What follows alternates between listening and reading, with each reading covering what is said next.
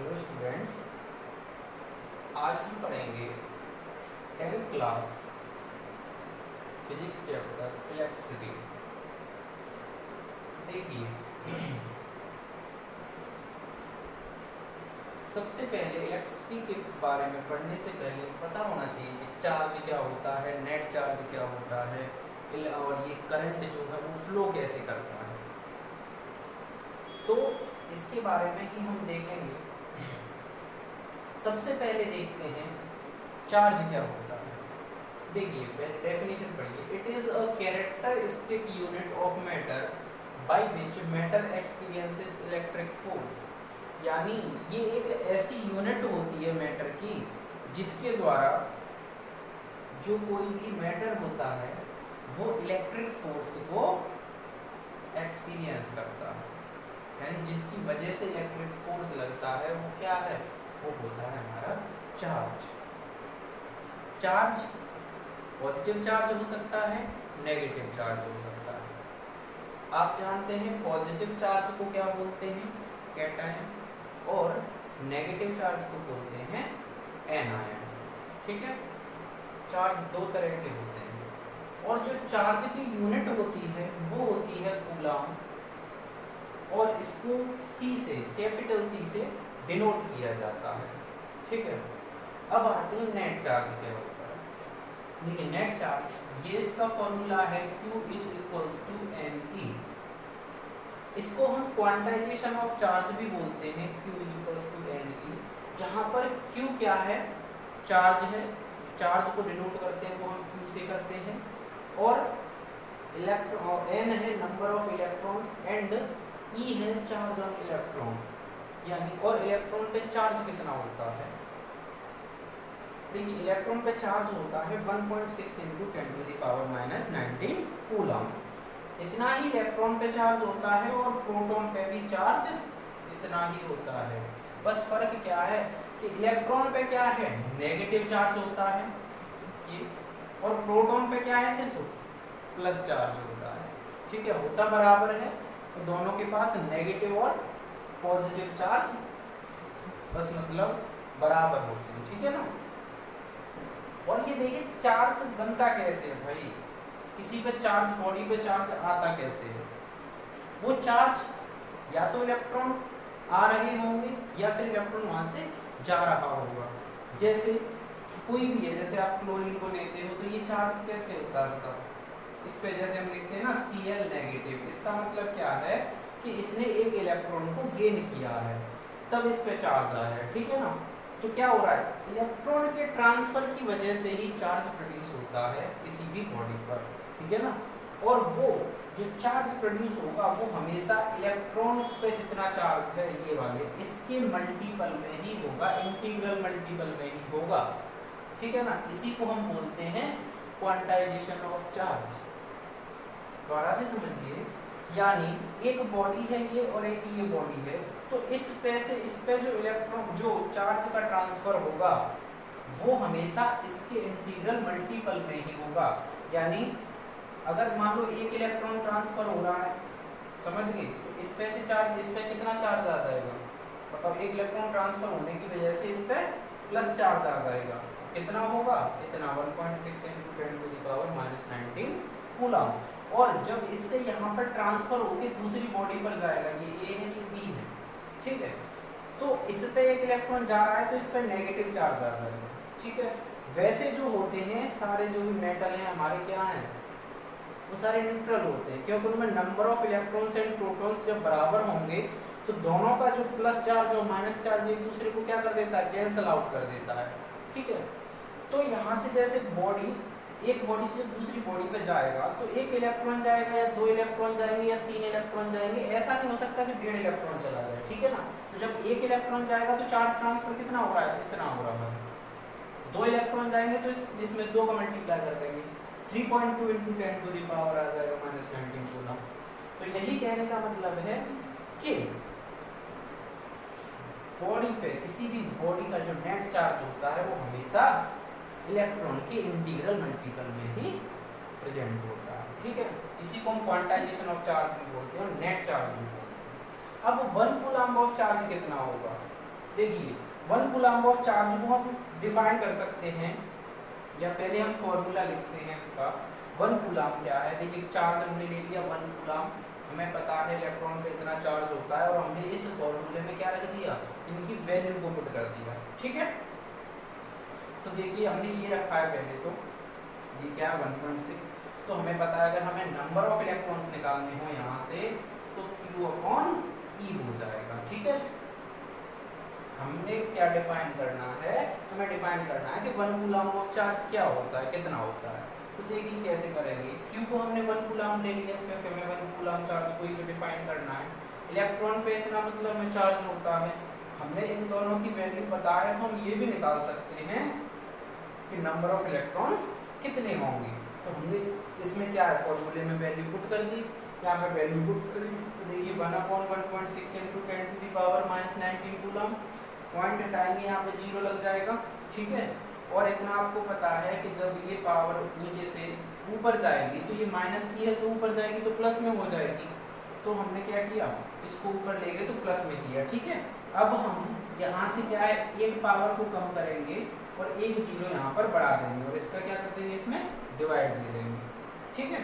तो कितने टाइम्स कटेगा, 6.25 × 10⁻18 टाइम्स, ठीक है। तो ये आ गया, इसका मतलब ये है कि 1 कूलम्ब ऑफ चार्ज में, समझ गए, 1 कूलम्ब को ये डिफाइन कर रहे हैं कि 1 कूलम्ब ऑफ चार्ज में इतने इलेक्ट्रॉन्स प्रेजेंट होते हैं। 1 कूलम्ब ऑफ चार्ज में 6.25 × 10⁻18 इलेक्ट्रॉन्स प्रेजेंट होते हैं। हम कहें कि कोई बॉडी है, बताओ इस पे 1 कूलम्ब चार्ज है, इसको 1 कूलम्ब, ठीक है।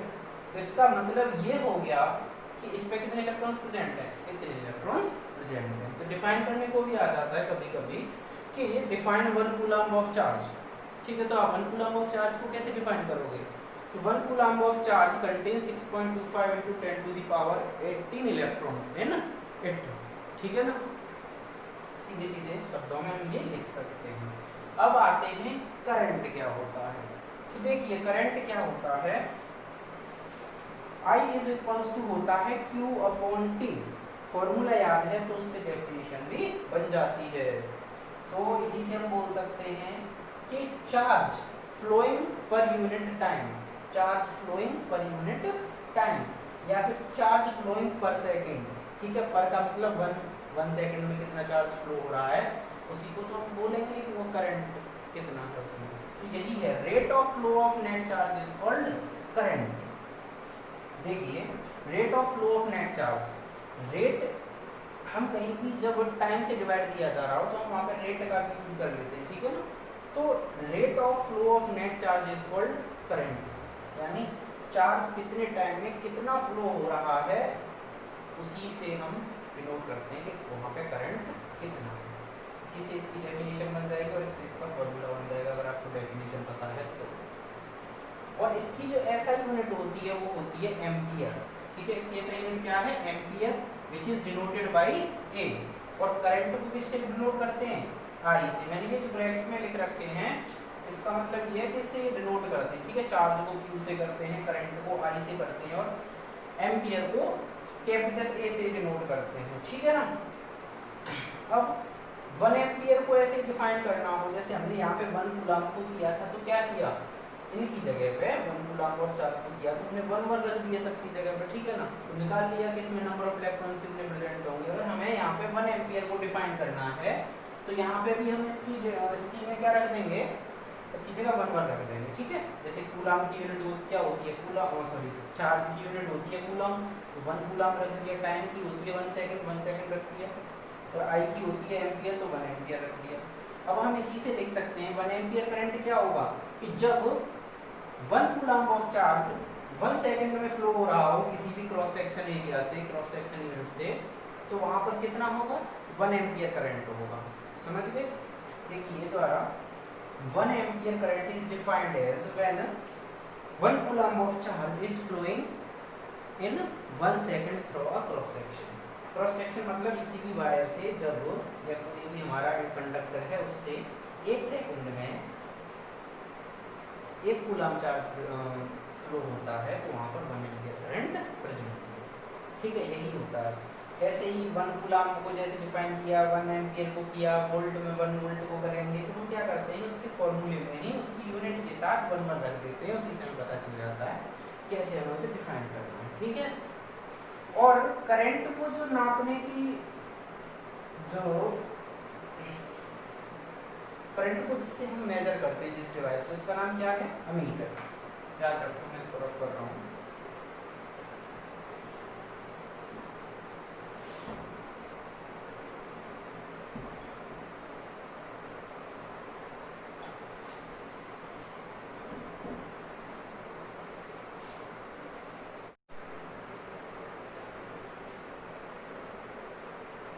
आज हम पढ़ेंगे जो कल हमने पढ़ा था उससे आगे का। देखिए पिछले वीडियोस में आप देख लेना, इससे आगे का मैं पिछली वाली वीडियो में पढ़ा चुका हूँ। मैंने बताया था करंट क्या होता है, ठीक है, और करंट की यूनिट क्या होती है? करंट की यूनिट एम्पियर होती है, और करंट को जिस डिवाइस से नापते हैं उसे हम बोलते हैं अमीटर। ठीक है, तो डिवाइस टू मेजर करंट यानी the device used to measure current is called ammeter. ठीक है, और करंट की जो डायरेक्शन होती है, करंट की जो डायरेक्शन होती है वो हमेशा इलेक्ट्रॉन के अपोजिट डायरेक्शन में होती है। जैसे अगर कोई ये वायर है, अगर इलेक्ट्रॉन इधर फ्लो कर रहा है तो हमारा जो करंट की डायरेक्शन होगी वो उसके अपोजिट डायरेक्शन में होगी। ठीक है, और किसी भी सेल या बैटरी के अंदर करंट पॉजिटिव टर्मिनल से नेगेटिव टर्मिनल की तरफ फ्लो करता है। ठीक है ना, क्योंकि इलेक्ट्रॉन क्या कर रहे होंगे भाई? पॉजिटिव टर्मिनल की तरफ भाग रहे होंगे, तो हमारा जो करंट है, करंट का फ्लो हमेशा पॉजिटिव से नेगेटिव टर्मिनल की तरफ होता है। ठीक है, अब ये करंट फ्लो कब होता है? ठीक है, ऐसी क्या वजह है जब ये फ्लो होगा? तो हमने लिखा था the flow of current, sorry, the flow of net charge पर यूनिट टाइम। नेट चार्ज का मतलब क्या है कि जो भी हमारा मटेरियल होता है, देखो इलेक्ट्रॉन सब में प्रेजेंट होते हैं, लेकिन ये जो इलेक्ट्रॉन्स होते हैं वो एक फिक्स डायरेक्शन में अलाइन नहीं होते हैं।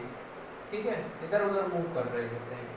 ठीक है, तो जब ये एक ही डायरेक्शन में मूव करने लगते हैं, ठीक है, ये क्या है, सारे के सारे क्या है, एक डायरेक्शन में जब मूव करने लगेंगे तो करंट क्या है, फ्लो हो जाएगा इधर डायरेक्शन। ठीक है, तो द नेट चार्ज फ्लो पर सेकेंड इज कॉल्ड करंट। यानी जब नेट चार्ज, जब इलेक्ट्रॉन एक फिक्स डायरेक्शन में सारे के सारे मूव करने लगते हैं तब वहां पर करंट फ्लो हो जाता है। ठीक है ना, और डायरेक्शन क्या होती है? Opposite to the direction of flow of electron.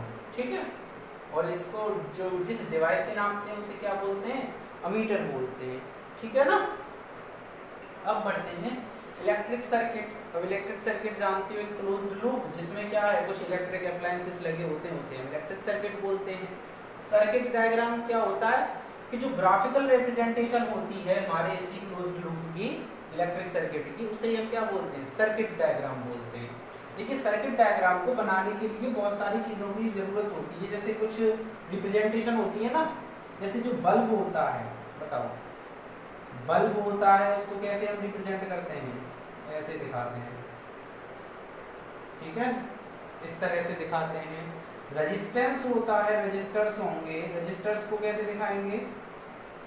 इस तरह से दिखाएंगे, सॉरी इस तरह से दिखाते हैं रेजिस्टर्स को। ठीक है, रियोस्टेट को दिखाते हैं इस तरह से, ऐसे। ठीक है, और एक और इसका होता है इसी तरह से, ऐसे और इस तरह से। ठीक है ना, ये क्या है? रियोस्टेट का होता है। ठीक है, रियोस्टेट क्या है? वेरिएबल रेजिस्टेंस को ही रियोस्टेट बोलते हैं।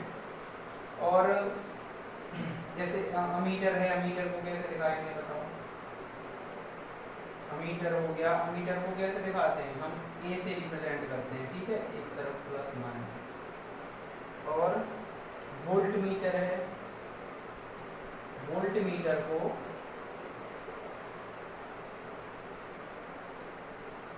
V से रिप्रेजेंट कर देते हैं। ठीक है, तो यानी इनको रिप्रेजेंट करने का तरीका होता है सर्किट डायग्राम बनाते हैं। ठीक है, जो स्विच होता है, की होती है, दो तरह की होती है, एक ओपन होती है तो ओपन को तो हम ऐसे कर दिखा देते हैं। ठीक है, और जो क्लोज्ड होती है, क्लोज्ड को इस तरह से दिखा देते हैं। ठीक है, और ये भी तरीका होता है इस तरह से दिखाने का, ओपन को ऐसे, क्लोज्ड को ऐसे।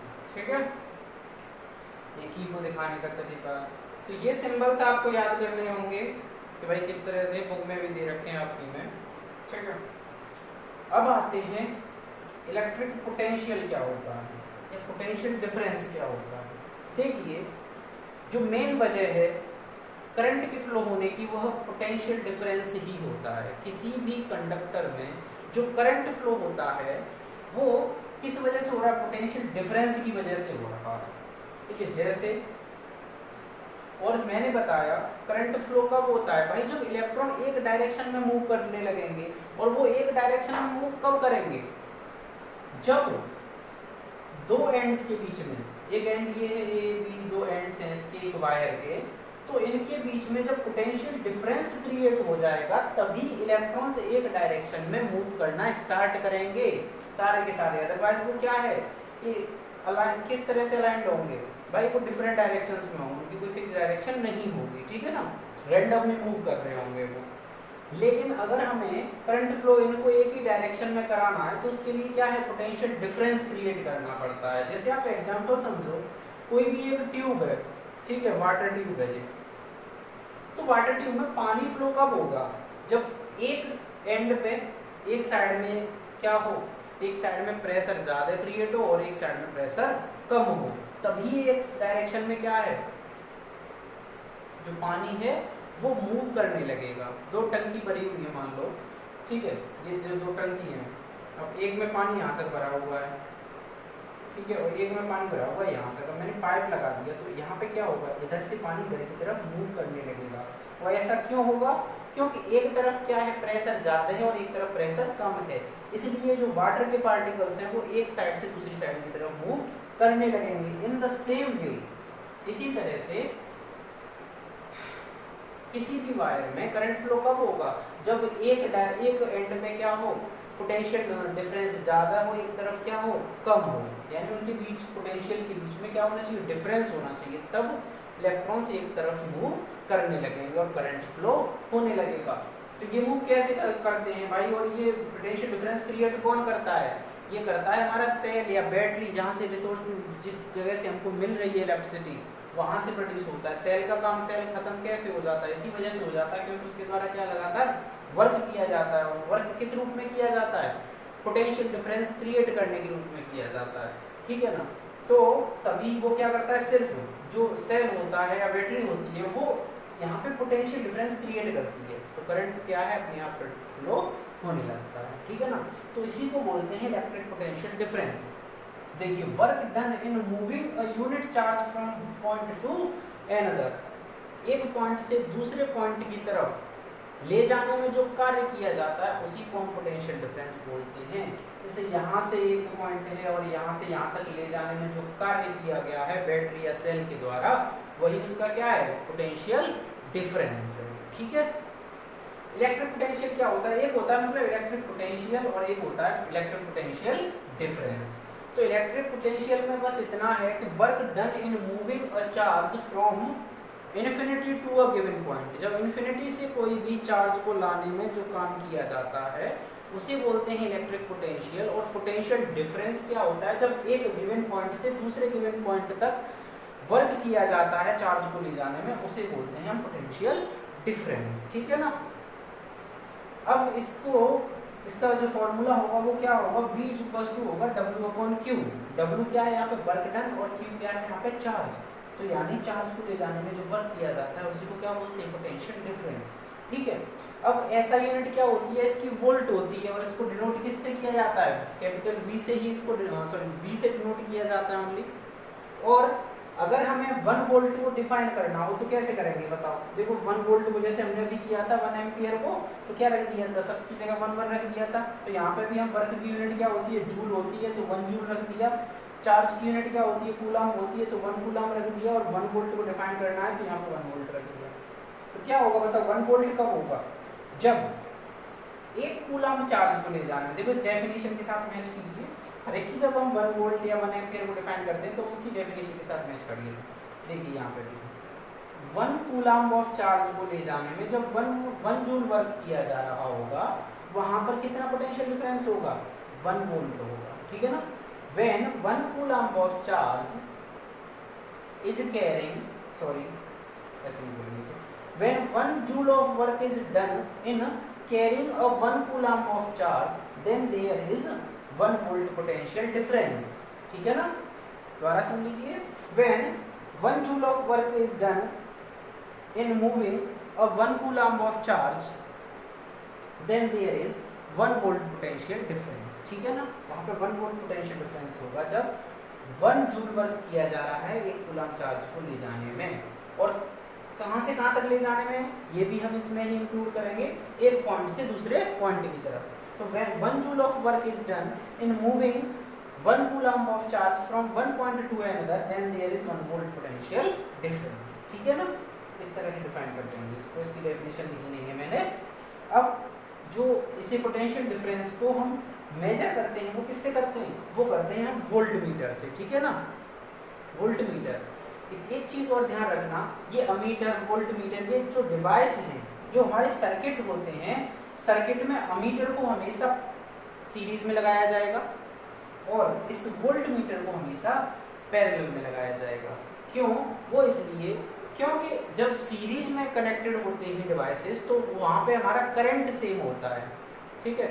सीरीज में करंट सेम होगा और पैरेलल में हमारा पोटेंशियल डिफरेंस सेम होगा। इसलिए सीरीज में लगाते टाइम मतलब अमीटर को सीरीज में लगाते हैं और करंट हमें मेजर करना है तो, और वोल्ट मीटर को पैरेलल में लगाते हैं, ठीक है। अब आगे पढ़ाते हैं इससे